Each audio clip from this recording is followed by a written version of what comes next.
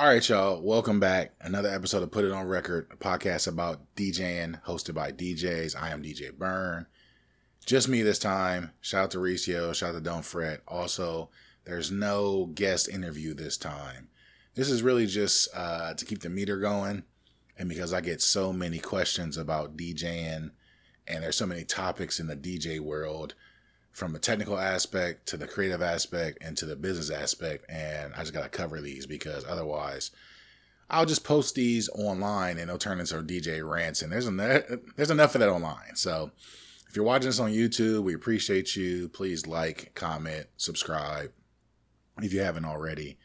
If you're listening on your favorite podcast, please rate and review us. Give us 5 stars.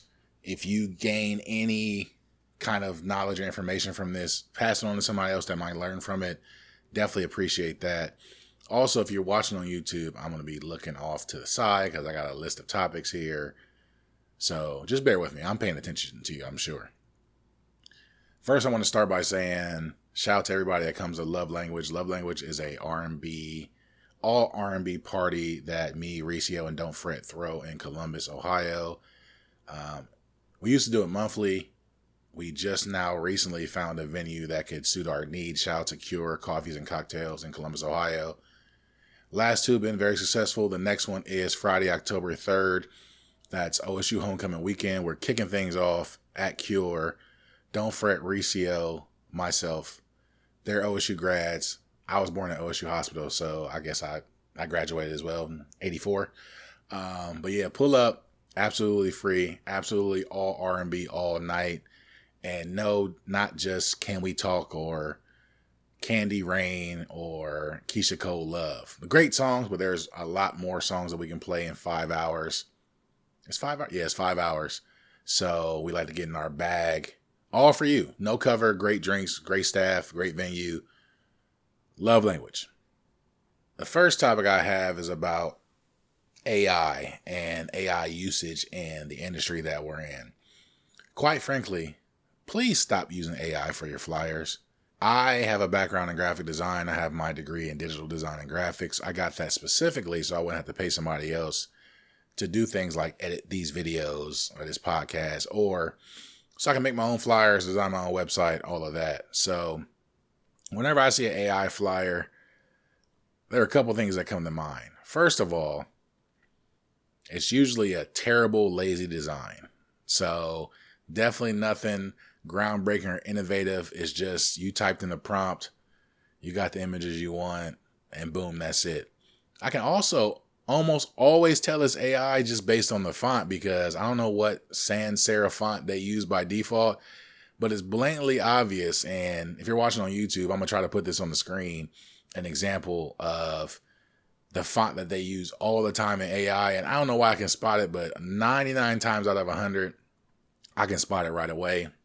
And the main reason why you should stop using AI for your flyers, videos, and all that is because you are robbing a fellow creative. If you consider yourself a creative as a DJ, you are taking money out of another creative's pocket just to be lazy, just to be cheap. I know plenty of creatives that make flyers that can do the simple things you need them to do for less than $100, sometimes less than $50. Also, these AI learning tools, they steal from a lot of artists. They ingest all the artist's content and then replicate it. And once that, to me, that's stealing. Also, once again, what you're asking to do is super duper simple.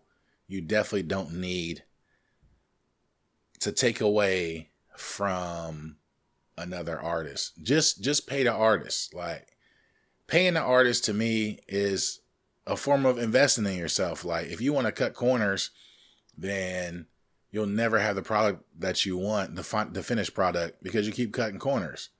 Not to mention the drastic effect that these data centers that handle these AI prompts are having on the environment that surrounds them. Most notably, I think there's one in Memphis that is, these data centers use a lot of water to cool down, the equipment. and it's literally robbing natural resources from the surrounding areas, which quite often are areas of black and brown people. So I don't like complaining about stuff without providing a solution. So here's the solution. If you need a flyer, go on Fiverr. Fiverr is basically like creatives for hire. So whether you need a voiceover, whether you need a cartoon drawn, or if you need flyers, you just search for what you need. There'll be plenty of people from all across the globe that can offer you their services. They all start at $5. That's why it's called Fiverr. But if you want a certain colors, drafts, revisions, print size, it goes up from there. But this stuff doesn't cost a lot of money. $50 for a flyer for an event that you plan on making money off of is a cost worth spending. Or if you're like me and you like to DIY it, that's kind of redundant, do it yourself, go on Canva. Canva used to be, I don't want to say it used to be a lot harder, but I will say today it's a lot more straightforward and user friendly, especially for the level of flyers that I see out there that are generated with AI. You can definitely source an image, put your own text over it, and voila, you're not killing the environment or robbing another artist. You're just being creative yourself. The main thing is that whenever I see somebody using an AI flyer, it says something to me about how serious they're taking their career. It's like I said previously, if you're willing to cut corners, then I know you're not going to give 100% with your performance. And quite frankly, I don't want to support that and give you any money, because why would I do that when there's people out there that actually want to work hard? So no AI flyers. And DJs, like, I know we all want to DJ. We don't want to sacrifice our gigs. But my personal stance is, if a promoter put my name, image, or likeness on a flyer with AI, I'm going to just have to tell them to take it off. Or I can't be involved, because we got to draw the line somewhere, right? So, yes, AI is a great tool. I use AI. I work with a lot of Python codes, and when they don't work, I'll use ChatGPT if necessary to insert the error message and say, hey, can you tell me what's wrong here? And it works pretty well. But that's different than you going online and trying to make yourself an action figure or see what you look like next to another celebrity or things of that nature. It's just unnecessary. I hate to be the fun police, but somebody got to say it. AI is doing more harm than good from the way that the consumers are using it. So avoid that at all costs. And if you need a solution for a problem you have, once again, I'm an open book, and there's a lot of people like me that can be resources and that don't mind giving you the information that you need. So stop using AI for your flyers, and stop also hiring graphic designers that also just use AI for flyers, because now you're still using AI and they're duping you because you're not paying for their talent. You're just paying them to go use AI. Speaking of business, a lot of DJs ask me how they can get booked. And I know I've covered this before, but I want to go a little bit more in depth and talk about it from a different angle. DJs, ask yourself this. Have you ever wondered, I wonder why I'm not getting booked? Or I'm not getting booked as much as I like? If you ever thought about that, think about this. Ask yourself, do you approach every single gig with the same level of effort and enthusiasm, regardless of how many people are there or how much you're getting paid? That's where you should start. Because if you take a gig that's not paying as much as you want it to, so you go in and half-ass it, then that just tells me your goal is to make money, which is fine. I mean, there are plenty of DJs out there that are just in it to make money, and they're more of a utility, kind of like, if you're having a child's birthday party, you order a bouncy house, you just need somebody to provide that. There's no creativity needed. Like, you're there to provide a service. But I would say The best way to approach that is to be as creative as possible, be as enthusiastic as possible, and treat it like a job. Treat it like a real job, which might not work for some people because some people don't even take their real 9 to 5 job seriously. But you should. And this is how you take it seriously. Showing up on time. Showing up on time means showing up with enough time that you need to set up, make sure everything's working, have some buffer time just in case things aren't working, especially if you guys set up your own equipment, turntables, controllers, speakers, whatever else. To where if somebody's hiring you from 4 p.m. to 8 p.m., there should be music playing at 4 p.m., not 4:01, not 4:05, and your response can't be, "Oh, well, ain't nobody here anyway." Like that's not the point. You're getting paid to be there for music from 4 p.m. to 8 p.m. So there should be music playing at 4 p.m. and no matter if there's nobody in there at the end of your shift, unless the person paying you says it's cool to pack up, you should be playing music until 8 p.m. Once again, treat this like a real job, with the idea of treating things like a real job. We all have coworkers that we don't like working with. Don't be that DJ. Now, that doesn't mean just like at a 9 to 5, everybody doesn't have to be best friends and you don't have to get along with everybody because that's impossible. But if you're hard to work with or nobody likes you or nobody respects you, then when it comes time to throw your name in the ring or put your name on the bill, if the other DJs are like, yeah, I don't like working with them, then you might be the odd man out. Or if it's another DJ that's throwing an event and they're doing the booking, they might choose DJ A over DJ B because DJ A is professional. They show up on time. They actually want to be there, as opposed to DJ B who is just chasing a check, doesn't really like other DJs, doesn't support other DJs, and just generally nobody wants to be around DJ B. There's a real DJ A or DJ B out there. I'm not talking about you. These are examples. I used to say DJ such and such, but that's the homie, so I can't use that as an example anymore. Speaking of camaraderie, let's talk about support, which also might be a reason why you're not getting booked. If you don't go to anybody else's events when they DJ, I don't know why they would even think of you when it comes time to book you for an event. What you do in your free time, and this kind of goes back to your success as well. Like, why do you expect people to show up to your events, take their hard-earned money and their precious free time and spend it with you when you don't do that with anybody else? When I have off nights or off weekends, I try to go out, show support as much as possible. When I could just be at the crib sitting on the couch watching Law and Order, because I love doing that every night after work. But we also got to talk about what support means. How do you define support? This is support. Showing up to people's events. Paying to get into people's events. Or if you're asking to get on the list or get on the guest list, the least you can do is repost the flyer and help promote the event. Or if you're getting in free to somebody's events, go spend that money you would have paid on cover at the bar. When you get to somebody's events, social media is a big deal. Why not pull out your phone, take some video of them, put it on your IG story, and that's just one more post that puts more visibility on your friends' events. That's support.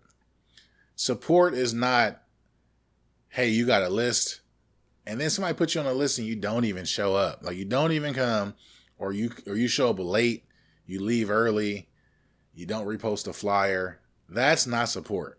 If you only come to my event if you can get in for free, then you might as well just stay at home. Or you tell me what support looks like to you. And support doesn't even have to be just going out and showing up to somebody's events. Once again, social media is a big thing. Repost somebody's flyer. Send it to somebody. Leave a comment on somebody's reel if they're doing something creative. Share it on your story. I try to share everything that I can. If it's DJ related, I'm probably going to share it just because somebody out there might like it, and that might be the difference between my post might connect you to somebody else that wants to actually come support you as a DJ, or my post might connect you to your next fan. So why not repost it? Let's talk about other reasons why you might not be getting booked. How much do you practice? Are you getting better? Now, don't get me wrong. There are plenty of DJs that are better than me. There are plenty of DJs that are worse than me. But I practice so that when I perform, I try to make it creative. I try to make it fun. And the 5 or 6 DJs that I DJ with all the time, we DJ together all the time because we work well together, as far as like one person will bring one equipment, the other person will bring the other. We all get there early. We all help setting up, or if we can't get there early, we all help tearing equipment down and carry it to whoever's car, no matter who brought the equipment. We all work off each other's equipment as well. We bring our own laptops, but we're not tied to one controller or one turntable or whatever. Like we can use everything. And when we DJ together, we got good chemistry. So if we want to do, if it's 3 DJs like, hey, let's all go song for song, we can do that. And we just get along with each other. Once again, we don't have to be best friends, but a lot of times DJs don't get along with other DJs because that's rooted in insecurity. And that's something you got to get over with, because insecurities and your emotions and your negative feelings about other DJs is getting in the way of you progressing as a DJ. Lastly, when it comes to being professional, you should also be professional about your position as a DJ. What that means is that, once again, if you're supposed to be there from 4 to 8, if the music's not playing at 4, it can't be finger pointing. You're paid to make sure music is playing. If the music is not playing, what are you doing about it? If your controller and laptop aren't working together, or your laptop doesn't connect to the controller, what are you doing to troubleshooting? What are you doing to make it work? If there's no sound coming out the speakers, whether you're yours or not, how can you fix it?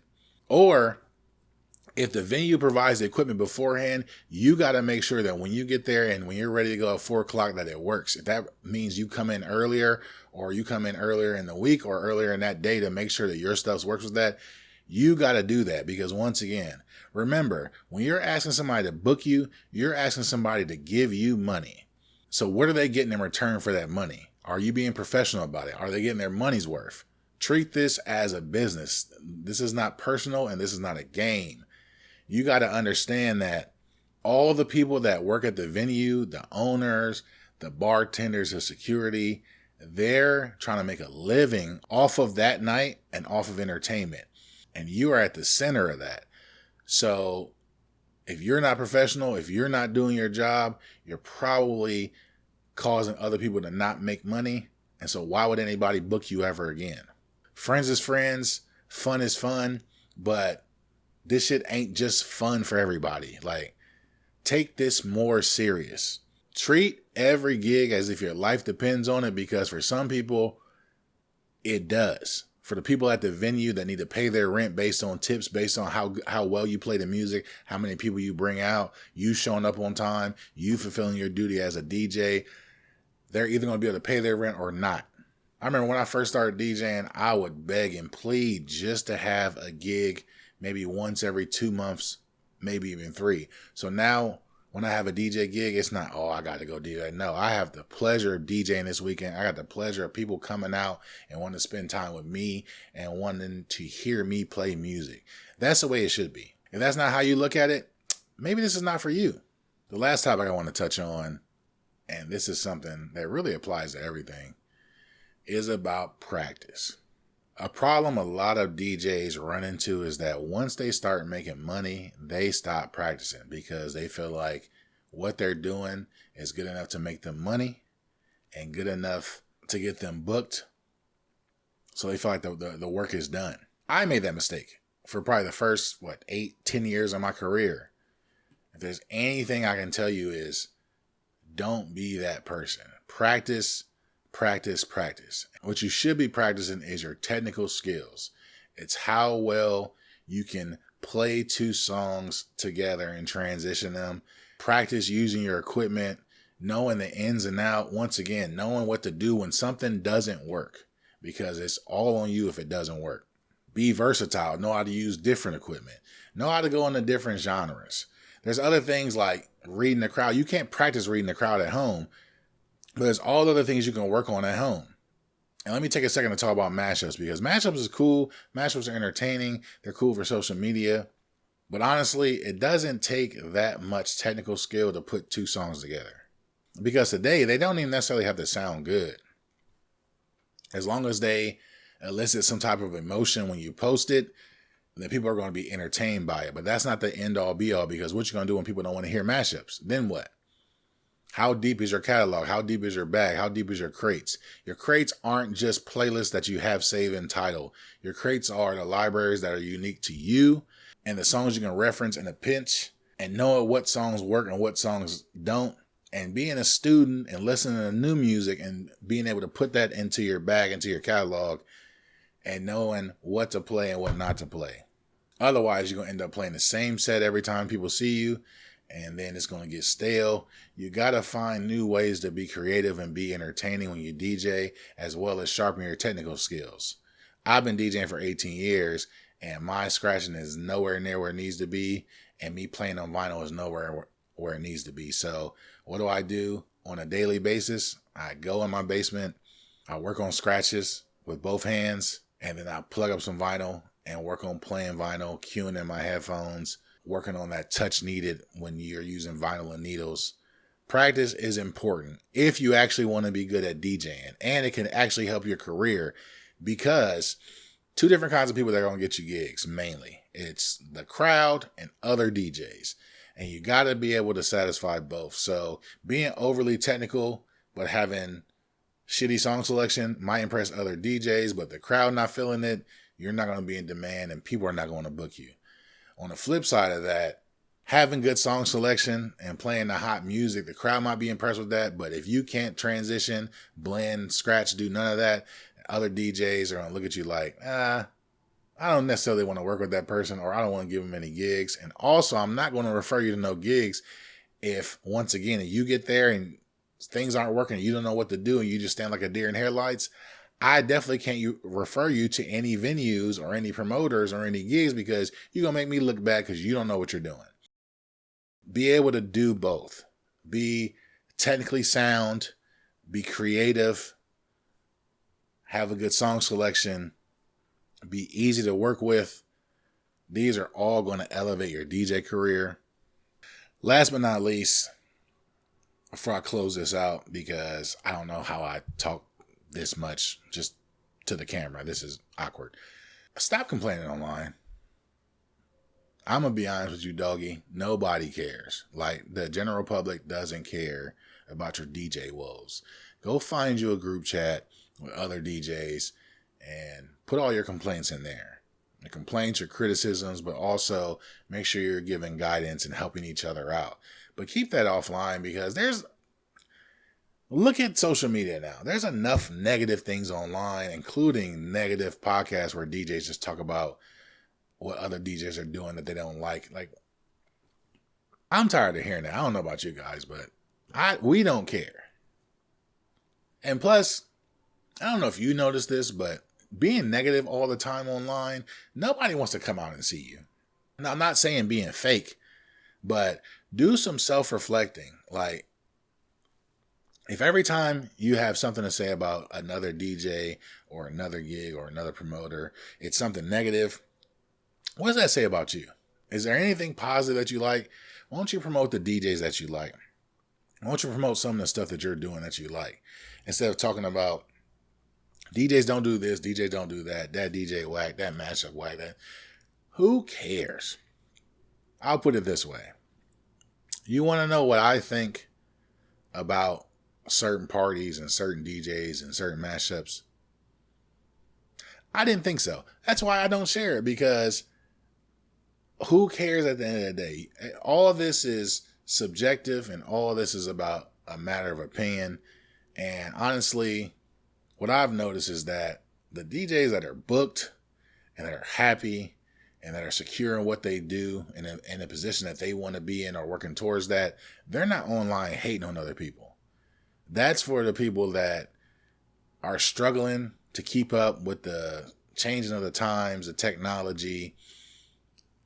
Whenever there's a new trend out, they don't know how to work it, so they want to hate on it. But instead of doing that, just do what I do.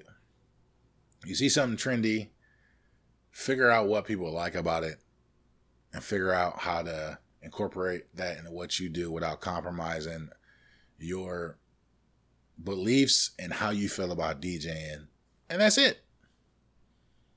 And once again, like I said, it's not like I don't have negative things to say, but I mean, outside of just joking with other people about it, like, there's no point. It's a choice when you write something online. It's because you wanted some attention for it, or you wanted somebody to know that you had these thoughts. Why? Why would I want anybody to know what I don't like? Like, how does that help anything? I'd rather, if I got a problem with something or with what somebody's doing, and I feel like I could give them some advice to improve what they're doing, I'll just tell them directly. If not, I'll just shut the fuck up. I don't even there are some things that I know are just not for me. And so I don't even consume them online. Like, there's no point in looking at it. And like I said, this goes for DJing, but this goes for pretty much everything. Like, just sitting around perpetuating negativity is also, I feel like, a form of insecurity, because you talk about people so much, especially if you talk about other DJs so much, I'm sure you can't help but to think about what other people have to say about you negative. And once again, I'm fully focused, like 99% focused, on the people that support me and that love the things I do, as you should be. So that's it. I appreciate y'all listening to this. If you're still listening to it, man, shout out to you, because there's probably like one or two podcasts I listen to where it's just one person talking and nobody else, because those are usually boring. So if you made it all the way through this, shout out to you. Hit me up on Twitter, Instagram, whatever else.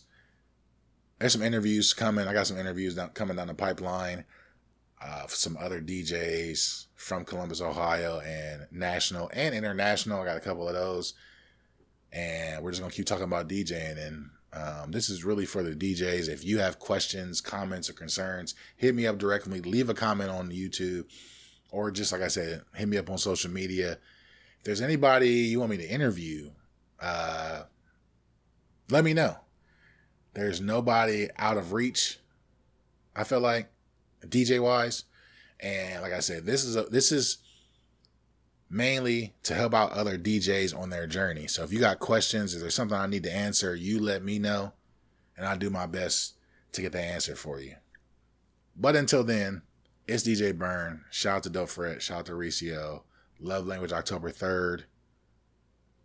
My birthday is October 17th. I got some special guests coming out of town for that. And we out of here. Appreciate y'all.